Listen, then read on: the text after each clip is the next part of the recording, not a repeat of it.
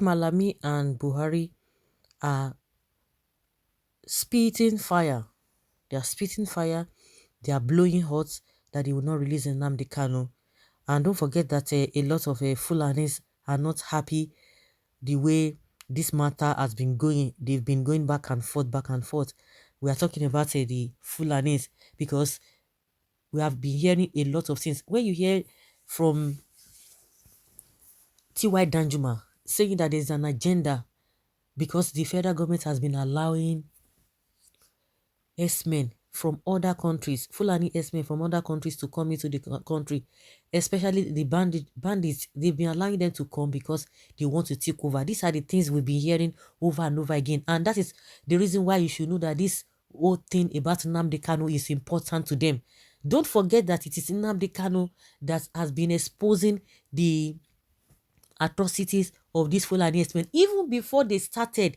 I think he has been saying this even 3 years before they started this their operation fully, and people began to say, yeah, whoa, this man said it. And I said it at that time that this man said, even when everybody was complaining about the Fulani S-men wahala, do you know that these days now they've tried to mellow down?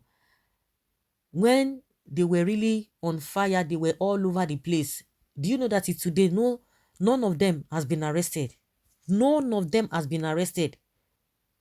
And I was saying it there that this issue of a Fulani S-men that was ravaging the whole country didn't just come to us as a surprise, because Nnamdi Kanu said it and he exposed everything.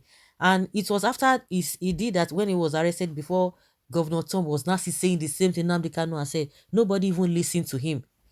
But a lot of people were able to know the atrocities and the agenda of this Fulani, and even Buhari himself. And don't forget, it was even after Nnamdi Kanu exposed many things before Obasanjo in Delta State, I could remember. And that was when I said, I did one video, I said Obasanjo meets Nnamdi Kanu. Literally, what Nnamdi Kanu had been saying before then, he said the same thing. So they met at Equilibrium. But Nnamdi Kanu, while he was out of the country, he had the opportunity of saying many, many, many things that a lot of people did not even know. But do you know what? Unfortunately, Nigerians did not listen. And when the issue of a Fulani Esme, when they started their massacre all over the place, it didn't come as a surprise, because Nigerians were warned. At the end of the day, the Southwest, they had their own share. That was what it led to the problem Igbo himself encountered. But some people today, they don't want to believe that. Even as they are even suffering, they don't want to believe that. So that is even by the wayside. So that is the reason why you see that when it comes to the issue of Nnamdi Kanu, the day Nnamdi Kanu was brought back to Nigeria, you could see jubilation. And since then, they've been raging, they've been talking, they've been saying, no, Nnamdi Kanu must not be released. And the latest one the federal government is saying now is that, irrespective of the court verdicts, that Nnamdi Kanu must not be released because he's going to cause katakata. It's a threat to national security. And we say, like seriously, some days back again, T.Y. Danjuma came up with this assertion that there is this plan. If you people think that these guys have forgotten about it, because for now, like I said, the operation of this Fulani S-men across the country, they've really relaxed, because a lot of people really, came to the realization that yes, no, this thing no be my, and that was why a lot of, or everybody was just like, we don't want these people, we don't want these people, and you could see that they've really minimized all these their atrocities. But they are not going to give up. They are not going to give up. And when you now see 2023 election that is coming up, you talk about a Atiku is not going to change anything with this issue of Fulani, because Atiku has not even been condemning them. Is it a Tinubu? Forget that one. Forget that one. So it's going to be so tough next year if either of them wins, either Atiku or Tinubu. If either of them wins, you see that these guys will start all over again. And that is why Tinubu is re-emphasizing that he's going to continue with Buhari's legacy. What does that tell you? A lot of people are not getting it, because when you hear he wants to continue with Buhari's where Buhari stops. You begin to wonder, is it the economy and whatever? It goes beyond that. Believe you me, it goes beyond that. And that is why you see that these northerners, we now hear that some of them are still going to meet Malami, that this man must not be released. They must do everything within their power to make sure that they keep Nnamdi Kanu there.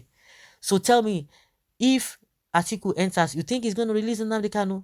Or you think if this man, Tinubu, enters, you think he's going to release him? Tinubu has been saying it every now and then that he must continue with Buhari's work, and you begin to wonder, what is this man talking about? You might not understand. You might not understand. So they are going to meet Malami that you must do everything within your power to make sure that this man does not come out. And today they released a statement that Nnamdi Kanu is going nowhere because he's a flight risk. So the question is that what will not happen at the end of it? So does it mean this man is going to be there forever or what? Because now, as far as a court is concerned, they cannot even move forward. They cannot move forward. The only thing is just that, keep Nnamdi Kanu there. Just keep him there. Just keep him there. They cannot move forward. They don't have... And Malami has been saying that they're going to root out a lot of allegations or cases against him again, to levy a lot of cases against him. Federal government is a bad example to Nigeria. Truth and justice have died in this country. The Nigerian government must obey its own law. It is really surprising that Kanu is being held for insecurity. What has happened to terrorists killing and destroying lives and property, those who have been released intentionally due to jailbreak? God will judge bad leadership. So if you knew you wouldn't even honor the court ruling, why did you go to court in the first place? Why did you cause a legal representation to be made on behalf of the federal government of Nigeria? So when you go to court and judgment is given against you, you shall now have reason not to obey the rulings of the court. You made ASU to go back to classes because the court said they should do so. The same court of law has ruled that you should release Nnamdi Kanu. You now have reasons not to obey. What a lawless government. And that is why these people, when it comes to restructuring and breaking of this country or disintegration of this country, they don't want it at all because the agenda has not been fulfilled. If you know, you know. If you don't know, you don't know. The agenda has not been fulfilled. That is why they are pressuring Malami that Malami must not release this man, because they know that he's not going to be. He can't even hold his mouth. But thank God that Nnamdi Kanu has been able to win them on all sides.